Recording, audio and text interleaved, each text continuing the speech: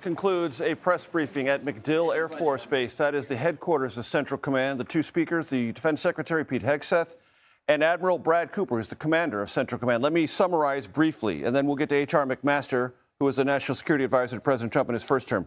The Defense Secretary said the United States and Israeli Air Forces have achieved total dominance over the skies over Iran with unmatched skill. He said, quote, Iran is hoping we can't sustain this.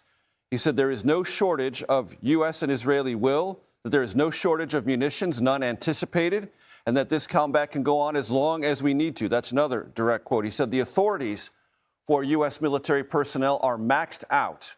Also, Admiral Cooper said 50,000 U.S. military personnel are engaged in this war. 12 countries are now involved. And that B-2 bombers, within the last couple of hours, dropped penetrator bombs, that a drone carrier ship was sunk, and that missile launches from Iran in the last 3 or 4 days down 90%, drone launches down 83%. As I promised, H.R. McMaster joins us now. H.R., you were listening. Always good to talk to you. Your impressions of what you just heard. Hey, Major. Well, it's really what the Secretary ended with is the extraordinary professionalism of our armed forces, the degree to which that they've been able to adjust this campaign by going after these launchers, by hitting, as you mentioned, kind of the deep buried stockpiles of missiles, but where the missile launchers are kept underground or drones are kept underground, sealing them up. So that's where we've seen that big drop off, on Iran's ability to strike, the 10 countries that they've struck in the last several days. So it's been a very impressive campaign. It's really clear that the Iranian regime, as it exists today, it can't survive. Now, the question is, hey, what comes next, Major? What's going to be able to replace, what kind of government's going to replace that regime?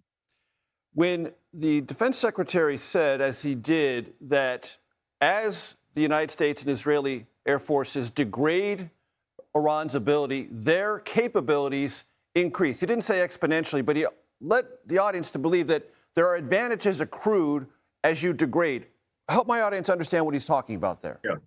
Well, I think what he's getting at to some extent is that now that there are no air defenses that exist, over in Iran, you can fly all kinds of aircraft with complete impunity. And so you're looking at, he mentioned B-2s, but there are B-52s now, flying over the country, and all the fourth generation aircraft, the F-18s, the F-16s, are able to fly, and this is really important for striking predetermined targets.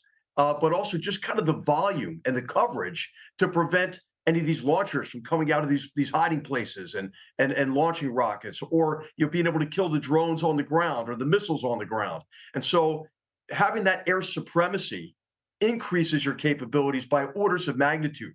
Early in a fight, it's like just stealth aircraft and then these long range munitions that are fired at standoff range. Once you defeat their defenses, you can fly everything everywhere over the country.